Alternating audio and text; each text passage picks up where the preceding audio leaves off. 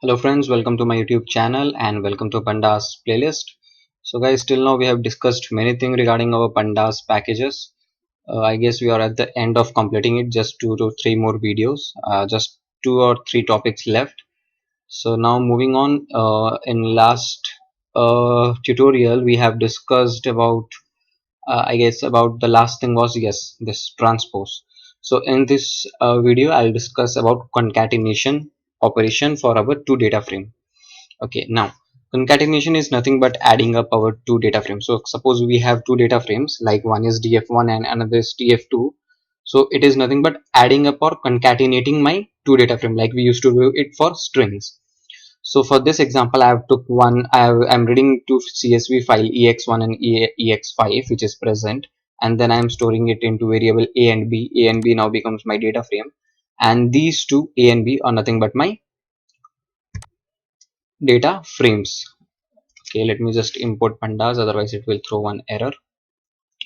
Okay, one second guys. Import pandas as pd. Okay, yeah. So a contains my 3 indexes and 5 columns abcd message, and b contains again 3 indexes and my 6 column something abcd and message. Now I'm trying to perform this concat.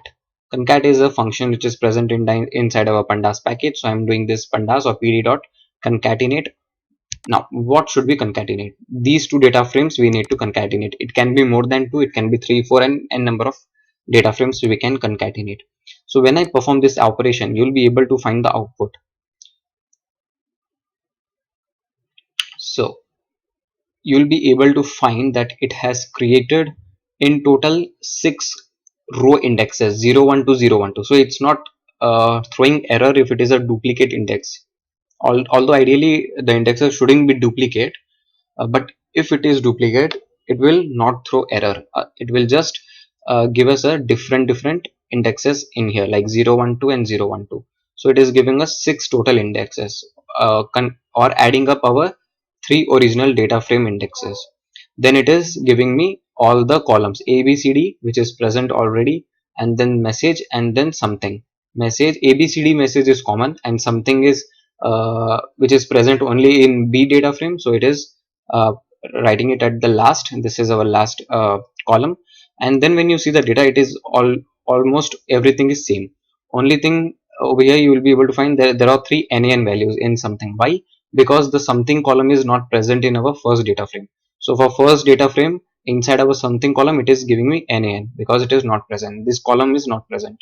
So you'll be able to find like how easily it just concatenated or added up, or it's just showing a single data frame by adding up our two data frame, concatenating our two data frame existing. So this is how we can concatenate. Okay, now let me store this inside my df. Now this becomes my df. This is now my final data frame that you are able to see after concatenation. So before, now let's see how we can see our data, like how we can go to our data from a data frame.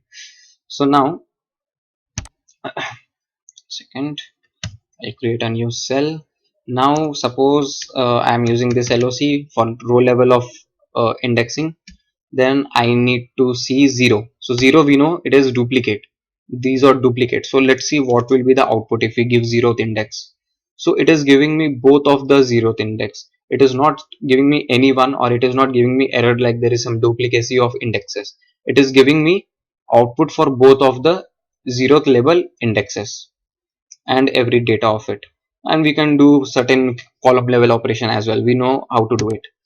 So moving on, if I use ilog in this space, if I use ilog and then if I write 0, we know ilog is nothing but integer location. So it is by default giving me location like the 0, 1, 2, 3, and the second 0 is nothing but my index 4 for ilog. It is giving me by default index. So if I write 4 over here, it will show me the second 0th index of my data frame. So if I write 4, you will be able to find the second. Okay, one second. 0, 1, 2, 3. Okay, sorry, it's 3, not 4. Sorry. If I write 3 over here, so by default ilog will give me the by default index. So 3 is nothing but my this row, where the A is 1, B is 2, C is 3, 4, D is 4, and so on and so forth. So we know how ilog function works, it basically gives us by default indexes. This is how it will able to understand our data. And labeled indexes, we have already seen how to use that. So moving on, so we have one function in our pandas that is called as apply function.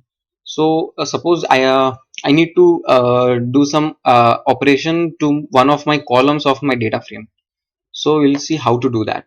So for now, let's say, okay, let me just do some modification to my function. So you'll be able to find this is my function. So what it will do, it will just, so it is taking one data x inside my function test function, and then it is making some condition. If my x is greater than 500, then it will return the 10 times of x. If not, then it will divide it by 10. Now suppose this is my data frame. Okay, suppose this is my data frame that I have created. Column 1 is my first column, which contains list of 1 to 10. Column 2 is again a list which contains these datas, and column 3 is nothing but my string, but I am used this split function. So we know in Python, we have studied in core Python, split will just split each and every data based on delimiter space. If there is a space, it will make that as a new row. So a space, it is going to new row bb, then space, then the next row c. So this is how our data looks like. If you see, so this is my df data frame. Now I'll apply the apply function which is present. So I'm making a new column. We know how to make a new column to our data frame. Just write data frame and then in square bracket give the new column name. Now I'm performing certain operation. Now how this new column will look like, how the data inside my new column will get. So I'm getting my data from df of column 2. So column 2 is nothing but this integer value 444 555. So it is getting my data from this column. Now suppose I need to perform certain mathematical or some kind of operation to this particular column 2 only, then we can use this dot apply function. And if you see the definition of dot apply, I mean apply function, it takes one function. So that is why I have created one function in which I have mentioned what are the things that it needs to do. So what it will do, suppose column 2, it will pick one data 444. It will send that to my function test func. So x becomes 444. 444 greater than 500, false. Then it will go to else and it will divide it by 10. So this is how it works. One by one, it will iterate over each of my column 2 data and then it will get executed. So if I comment out this particular thing, one second guys. Yep, now let's see the output, how my new column is getting created. Okay, it says 10. Okay, I haven't executed the function, so I hope you are understanding what my function does. It's just a if else kind of function. I've executed this, so this is my data frame. Now I'm performing my apply function. Yep, so this is my apply function. You'll be able to find. So yeah, this is my apply function. After applying, you will be able to find there is this new column created called as new. Now it goes to column 2, 444. It says it is not greater than 500. It will divide it by 10, so 44.5. Next 555, it is greater than 500, so it will multiply by 10, so 5550. This is how it will give us our new data by performing calculation to our column 2. Now what I have done, suppose I need to create one more column, new one, and then what it says is equal to, it will make operations on column 3. So column 3 is nothing but my these kind of string values a b b c d e. Okay, then I am applying inbuilt function that is called as len. We know what this function does. It will count the length of my particular data inside my column 3. So let's execute this and let's execute my df again. So you'll be able to find there is this new one more created column where it is giving me length of column 3. So a length will be 3, bb will be 2, c will be 1, dd will be 2, and so on and so forth. So this is how easily we can use this apply function of pandas. We can just write a function name inside, or we can use lambda function as well. We have seen in that how to perform our lambda function in our Python code tutorial. So this is how easily we can do. So I'm using this one more function that is called as sort values. So it basically it will sort our values, and then I place in place equal to true means it will do a permanent sorting. So sort values, now I am giving where you need to sort our values. It will be for column 2. So if I use this and if I execute this, you will be able to find that it has sorted our column 2, 222, 333, 444, 444, and so on and so forth. So it is sorting by ascending by default. If we need to do descending, we know how to check that. So you can check that by on your own. Just click shift plus tab. You'll be able to find this over here. So ascending equal to false, it will make it as descending. So it's very easy. You'll be able to find each and every definitions of functions by just clicking on shift plus tab. So this is it guys for today's video. We have seen how to use this apply function. So we have used we have seen how to concatenate.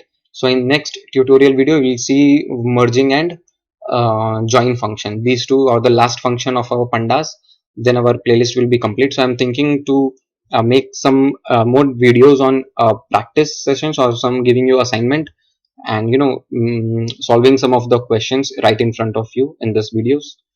So this is what my plan is, and I hope it will help you in learning pandas, python, data science, and everything going on.